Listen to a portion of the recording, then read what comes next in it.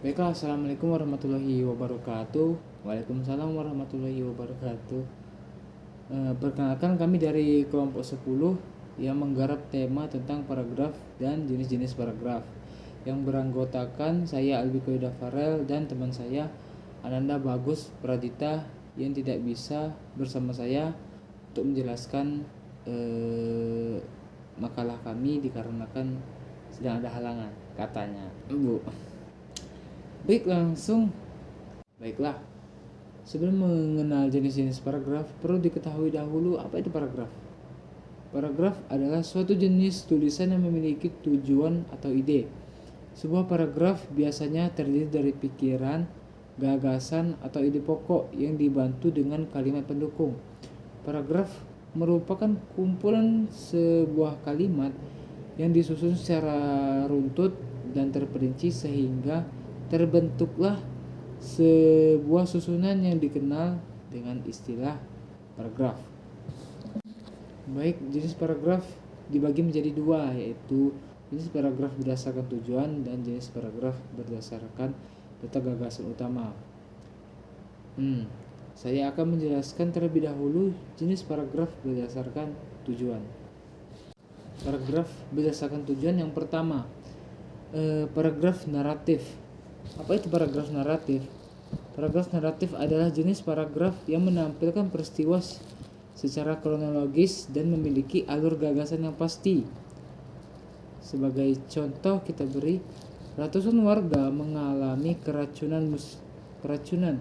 Musibah itu terjadi setelah mereka menikmati hidangan dalam hajatan di rumah Bapak Slamet Riyadi, warga desa Jompo Kulon, kecamatan Sukorojo, Kabupaten Banyumas, Jawa Tengah. Sekitar 200 penduduk dari beberapa desa dibawa ke rumah sakit puskesmas dan tidak ada korban meninggal dan musibah tersebut.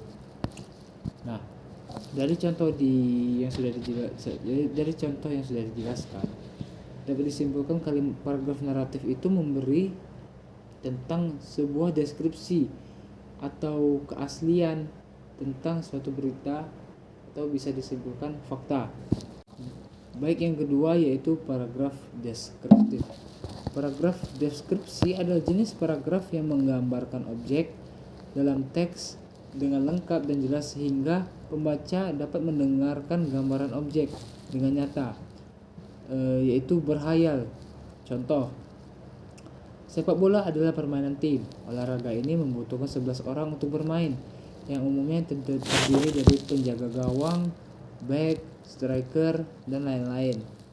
Permainan ini juga membutuhkan bola dan gawang sebagai pelengkap. Tidak hanya itu, sepak bola juga membutuhkan wasit sebagai pengadil. Dan olahraga ini berlangsung 90 menit, terbagi menjadi 2 babak. Satu babaknya 45 menit. Nah, dari contoh tersebut kita dapat membayangkan, oh ini permainan sepak bola. Lanjut. Yang ketiga yaitu paragraf ekspositif. Paragraf ekspositif ada jenis paragraf yang menampilkan kejadian suatu peristiwa dengan tujuan menceritakan kembali atau retailer. Lanjut ke contoh. Di lapangan saat ini petambak justru sedang membudidayakan benih udang faname. Meski harganya jauh lebih murah, tetapi udang faname memiliki beberapa keunggulan dibanding udang-udang lain. Udang ini tahan dari berbagai jenis penyakit serta tahan terhadap musim-musim yang cukup ekstrim. Nah, dari contoh itu bisa dijelaskan paragraf ekspositif adalah paragraf yang menceritakan atau paragraf yang bersifat informatif. Baik, lanjut yang keempat yaitu paragraf persuasif. Paragraf persuasif ada jenis paragraf yang menempatkan gagasan untuk membujuk atau mengajak pembaca melakukan sesuatu sesuai dengan maksud sang penulis. Langsung ke contoh. Hampir setiap orang menyukai kebersihan, namun tidak setiap orang ingin melakukan kebersihan. Padahal bagi umat muslim kebersihan adalah sebagian daripada iman. Itulah sebabnya orang menciptakan kebersihan berarti juga memperkokoh keimanannya. Secara fisik, kebersihan juga bisa dirasakan manfaatnya, meski perlu effort lebih untuk bersih-bersih. Namun, kebersihan juga akan mendatangkan kenyamanan. Nah, dari contoh ini, paragraf persuasif pembaca mendorong penulis mendorong agar pembaca bisa melakukan apa yang ingin dia maksudkan. Dari contohnya ini bersih-bersih, penulis ingin mengajak para pembaca untuk lebih mengutamakan kebersihan. Lanjut, paragraf argumentatif. Paragraf argumentatif adalah jenis paragraf yang menyampaikan ide, gagasan atau pendapat dari sang penulis terhadap isu tertentu yang disertai dengan data dan fakta. Langsung ke contoh.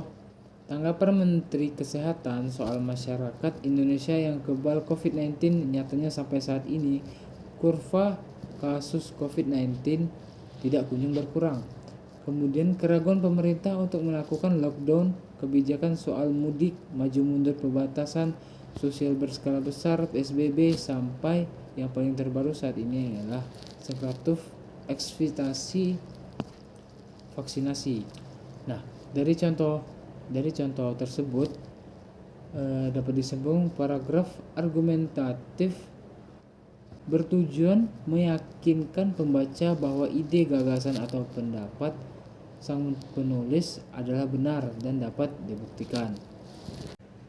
Baik, itulah jenis-jenis paragraf berdasarkan tujuannya. Lanjut, kita akan membahas tentang jenis paragraf berdasarkan letak gagasan utama. Jenis paragraf berdasarkan letak gagasan utama yang pertama ialah paragraf deduktif. Paragraf deduktif adalah jenis paragraf yang gagasan utamanya berada di awal. Contohnya, kamu bisa berlatih membangun perusahaan dari nol secara langsung. Kedua, kamu bisa bekerja di posisi mana saja yang tersedia di perusahaan. Jadi kamu bisa belajar banyak hal dan kemampuanmu akan makin meningkat. Nah, dari contoh tersebut menjelaskan kalau paragraf deduktif ialah kalimat utama atau biasa disebut awalan kata, awalan kalimat. Gagasan utamanya lah. Yang kedua yaitu paragraf indukatif.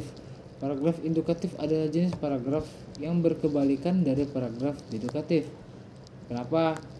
Yakni gagasan utama paragraf indukatif berada di akhir kalimat dalam paragraf.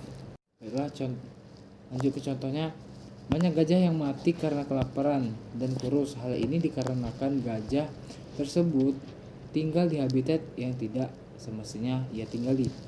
Di tempat yang mereka tinggali, makanan tidak tersedia dengan cukup dan tidak seimbang dengan gajah yang ada, sehingga mereka banyak mati kurus karena kelaparan. Tak heran jika kini gajah menjadi satwa yang langka. Nah, dari contoh paragraf tersebut bisa dikatakan paragraf indukatif ini yaitu tentang paragraf yang mendukung gagasan utama atau kalimat akhir. Baik, yang terakhir yaitu paragraf ineratif. Paragraf ineratif ada jenis paragraf yang menampilkan gagasan pokoknya berada di tengah, berbanding terbalik dari dua paragraf di atas. Jenis paragraf ini terdapat di tengah. Langsung ke contohnya. Musibah gempa bumi dan tsunami terjadi sebagian besar di wilayah Aceh. Di samping itu, banyak daerah-daerah yang terkena imbasnya, seperti kota Jakarta yang direndam banjir akibat gempa. Beberapa kapal dikabarkan tenggelam dan hilang di laut. Indonesia memang sedang ditimpa beragam bencana dan musibah. Banyak dari bencana telah memakan korban jiwa yang tidak sedikit. Datangnya wabah penyakit, datangnya banyak peristiwa-peristiwa alam itu disebabkan tidak lain dan tidak bukan karena ulah manusia itu sendiri. Nah, dari paragraf ineratif yaitu gagasan utamanya di tengah, maksudnya ialah Paragraf ini berisikan isi atau pokok pembahasannya di sini. Baik, itu saja yang bisa kelompok kami sampaikan tentang paragraf dan jenis-jenis paragraf. Jika ada yang salah dan kurang dipahami, kami mohon maaf sebesar-besarnya, terutama bagi Ibu dosen pengampu. Terima kasih.